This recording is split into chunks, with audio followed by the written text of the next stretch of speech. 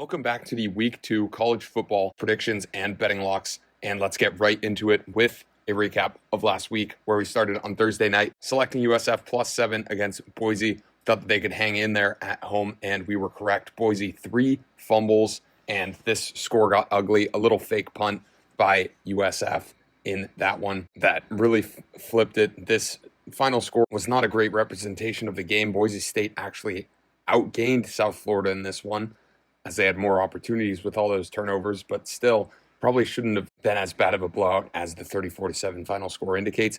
Ohio at Rutgers. We actually had a betting lock on this one. Rutgers -14. Ohio was able to hang in there in that one. Nebraska at Cincy. We correctly predicted that Nebraska would win as about 7-point favorites. Lots of Husker fans in the Chiefs Stadium for that one, and Raiola and co. got it done there. Auburn versus Baylor was a very good game. Sawyer Robertson had a very good game for Baylor, but at the end of the day, it just came down to converting on third downs. Baylor only 5 of 15 and 3 of 6 on fourth down. Just some brutal breaks for Baylor in Auburn territory there. Baylor actually outgains Auburn here. Jackson Arnold didn't even play that good for the Tigers in this game, but he was able to run all over Baylor in this one, and Auburn takes it 38-24. Next, we had a very entertaining Georgia Tech versus Colorado game. We thought that Georgia Tech's veteran core would get it done, and we were correct on this one, despite the Colorado atmosphere almost getting the most of them. It was a back-and-forth game. It was Salter who we saw play for the Buffaloes, and they actually looked a lot better than I thought they would personally. Even having a late drive to try and tie back up that game after Georgia Tech took the lead with some horrendous Colorado tackling on that last drive. Colorado with some questionable clock management, and they go on to lose that game by a touchdown there. Georgia Tech got off slow with 3 turnovers early and was losing 7-0 in the first quarter. However, they came out with a vengeance and showed that they were the better team, as we thought, and get the win by a score there. Syracuse versus Tennessee. A lot of scoring in this one. Not the best defense out of either team here. Syracuse actually kept it close, but the third down efficiency out of Syracuse, 5 of 14 on third down, not enough to get it done against Tennessee in this one. Aguilar for Tennessee, great game out of him, 3 touchdowns. And while I've generally been more underweight on this Tennessee team than a lot of people, especially coming out of this game, I will admit this was an impressive performance out of the Volunteers, especially on the offensive side of the ball. We will see what happens down the stretch here. Obviously, playing in the SEC gives them quite a tough schedule. To the second page, before we get there, I want to emphasize to everyone to subscribe to the channel. Some of these numbers were not available later in the week. We get some positive line movement, so subscribe to the channel, hit the bell button for notifications so you can see what the picks are as soon as we release them, and also subscribe to the Discord in the top right. We give all of the extra plays that we add throughout the week for free on there. So Texas at Ohio State, some would call this boring. I'd call it a hard-fought game for every point here. I was surprised at how great both of these defenses looked. Everyone's ragging on Arch Manning. I think that Texas will solve some of these short pass hiccups that they were having, but Texas was underwhelming in that aspect of their game. But, 2 times down in goal, can't convert. Questionable play calling. The Ohio State secondary looked very impressive in this one, and Ohio State does get the win there with the help of their home crowd. Mississippi State easily glides over Southern Miss in the potential trap game there. Alabama goes to Florida State and loses, and to be honest, Florida State's fronts just looked better than Alabama. A lot of sloppiness out of Alabama that I wouldn't expect. They did have a couple players injured there, but it just didn't look good for the Crimson Tide in that football game.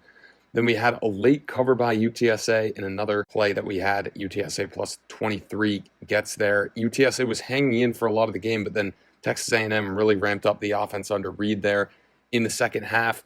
UTSA comes through the back door and covers in that one. And then LSU Clemson, the battle of the Death Valley here. And LSU was able to take this one. I think the defenses were way ahead of the offenses on both sides for a lot of the game, and a lot of people were expecting market improvement from Nussmeier and Cade Klubnik in this one, and I didn't really see it.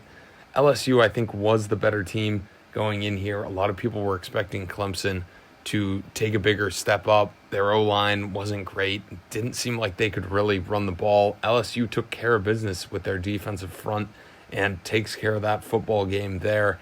in what was a slog for most of the night. Oregon State easily goes under our 51 total in a bit of a fist fight there. Utah looked very sharp against UCLA on the road, and we will be talking about them going forward as potentially the favorite in the Big 12 from here. They cruise by 20 points in LA.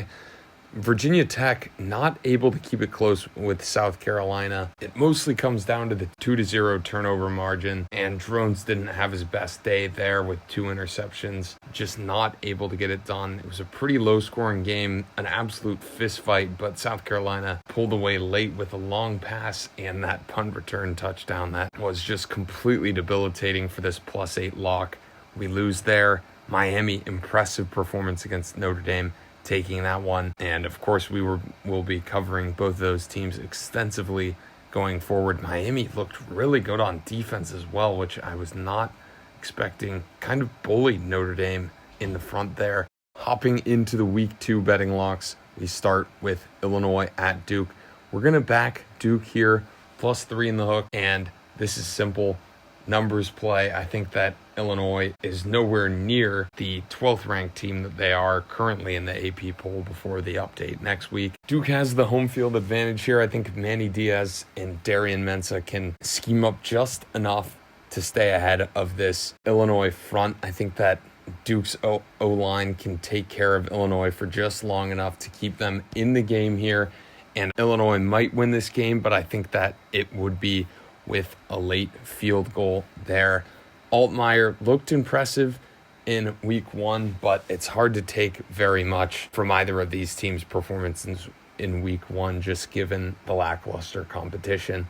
So I think that Duke here, Illinois overranked by the AP, and that just gives Duke a little more firepower here. It'll be a decent home environment, not the best ever for Duke, but I think that they can get it done with their O-line, maybe establish the run early, and Mensah can take care of Illinois, or at least keep them just close enough in this game.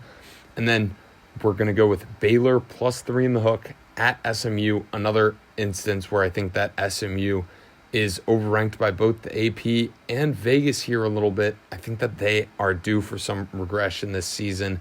Baylor, I was very impressed with their performance, just came up on the wrong end against Auburn too many times. I think that they have some reversion here. Sawyer Robertson can have another great game against this SMU defense that is not very good this season. I also think the SMU offense is due for some regression here, as they were not playing the best competition last week. Baylor's coming out hungry after a brutal loss last week. Now going on the road, but not too far with this local rivalry here. I like Baylor to win this one outright, and we will take the candy +3 and a hook there. And then Cy-Hawk rivalry here. I like Iowa State to get it done. They've looked very impressive, already 2-0 on the season for them. Rocco Becht, I expect to lead this team through this Iowa defense that is always stout, and Iowa did not look the best last week against Albany. The offense just looks anemic. I think this one will be low scoring, as the total indicates, but I just don't see Mark Gronowski and Xavier Williams being able to put up enough, rushing, passing yards, whatever, anything to be able to keep up with Iowa State here. And I think Iowa State's offense will probably get bogged down by this great Iowa defense, but I expect them to be able to score enough to stay out of reach in that one. They've got Oklahoma State, Oregon. This one's pretty solid. Oregon looked great against Montana State last week. I expect Dante Moore and co. to light it up there and cruise in that one. Ole Miss at Kentucky. My view is that Kentucky is one of the worst teams in the SEC. I think they are actually the worst team this year, and we can debate that one if you guys would like. I think Simmons is going to put up a great game here on their defense. I don't particularly like Kentucky on either side of the ball here. I think Ole Miss will run all over them here. Spread's getting towards 10. Of course, it's at Kentucky.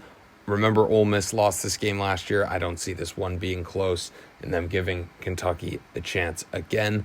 Virginia at NC State, getting into some ACC action here. And I like Bailey and NC State to take this one here. I think that NC State's defense has the edge in this matchup. I think both of these offenses compare similarly. Chandler Morris with Virginia now. I think that both of these offenses, again, are very similar, but I really like the NC State defense to hold down Virginia just enough in this game. Now on to the second page, we've got Kansas versus Missouri, a renewed rivalry here, and Kansas has looked great through 2 weeks playing Fresno and then Wagner last week, but I like Missouri to take this one at home. Ahmed Hardy should be good for their offense here, and I don't really think that this Kansas defense is very good here, and I think that Missouri's defense is also going to be able to hold down Jalen Daniels despite his impressive season that he has going so far. Then we've got Arizona State at Mississippi State, and I'm going to take Mississippi State +7 here. This one seems like a bold pick. Optically, it doesn't seem like Mississippi State's going to be able to stay within a score of a team that just made the playoff. But I think Arizona State and Sam Leavitt are due for some regression here against this Mississippi State defense that I think can hold in here after that impressive win against Southern Miss. Obviously, those teams are not on the same pedigree, but I think that Blake Shapen can get it going on offense. This is essentially Mississippi State's early Super Bowl because I don't anticipate them getting too many wins in the SEC, and they should be able to keep it at least close enough to make this a one-score game, and if so, I like the risk-reward here, and I like Mississippi State to keep this one close. We've got Michigan at Oklahoma. Michigan didn't look the best against New Mexico. Now their linebacker is out with that a little bit flaky targeting call. I think most would agree there, so we'll have to watch to that. This spread is ballooned to 5 points. I like Oklahoma to win. I'd like them if the spread was still, under 3 points here. The big question mark for me with Oklahoma is their O-line. I'm not sure what is going to happen with them. Obviously, we'll have an eye on Bryce Underwood and this Michigan offense. They had a really good day running the ball against New Mexico. We will see if that is able to keep up against Oklahoma in what is probably the game of the week here. And then, of course, player to watch in Oklahoma, just Mateer. Can he keep it up? Obviously was very impressive in their week 1 win against Illinois State, the FCS team. So a lot of unknowns here with just the inferior competition these teams have played so far. I like Oklahoma to win this one, but I wouldn't be surprised if this Michigan defense all of a sudden wakes up and is just able to stomp out Oklahoma's rush game. We will see what happens there. I think it's a game that will be won on that Oklahoma offensive front, Michigan defensive front combo there, but we will see what happens. We've got West Virginia at Ohio, and we were fading Ohio last week against Rutgers. They stayed in there. Now we're going to flip the opposite direction. We were wrong once on them. We'll see if we are again, but we are going to back Ohio against West Virginia here. Obviously, this game is at Ohio, but I expect a lot of West Virginia fans to be in attendance for that one. So I don't necessarily see that being a huge advantage for them, but I think Brian Smith and his guys there can keep Ohio in that game, and I expect the rushing attack to lead the day for both of these teams in this game here. So that will be the matchup to watch there, but a little bit of a situational spot in that one as Ohio's coming off a close loss, West Virginia off a huge win against Robert Morris, and West Virginia has the backyard brawl next week. I think it's a little bit of a tight spot. I like Ohio to keep it close within those 3 points there, but I could see this number also inflating throughout the week, so keep an eye on that. But I like Ohio directionally in that one. South Florida at Florida. Again, I'm going to back Florida here. Lagway and co. Very impressive in their opener. I expect another impressive performance. I think South Florida flying a little high after that blowout of Boise that, again, I kind of debunked that score there. 3 turnovers by Boise. South Florida played a clean game by all means, but the fake punt and, you kind of have to wonder whether they took it all out of the bag for that ranked win. Now they've got to go to Florida. The Swamp is going to be much tougher than the friendly confines of Raymond James there.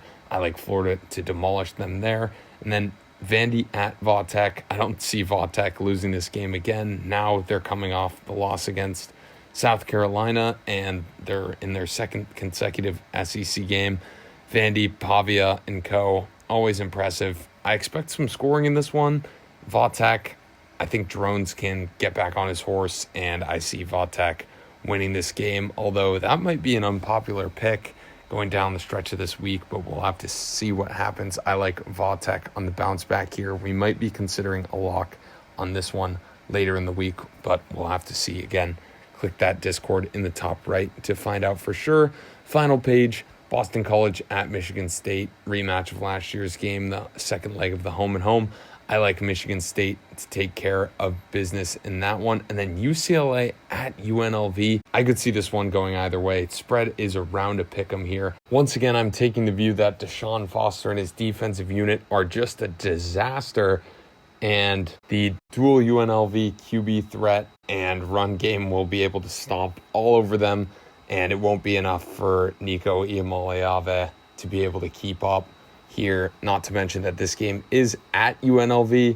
I think Dan Mullen is a far better coach in this matchup, and he will have his guys ready to go. They've already played 2 games, have looked very up and down, that is, UNLV has.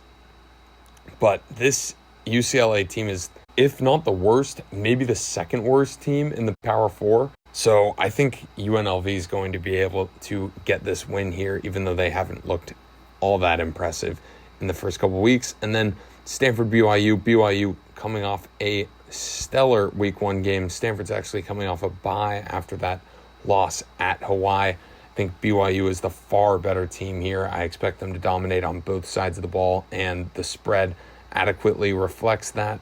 BYU's favored by multiple scores, and I think that they win by 3 scores here in Provo. Not really sure why Stanford agreed to this game. I do not see Ben Gulbranson having enough to keep up with the BYU defense here. Bachmeier for BYU with what I see as a little bit of a stat padding game here for the freshmen after their rout of Portland State in the first game. Thank you for watching. Please be sure to like and subscribe and comment your predictions below.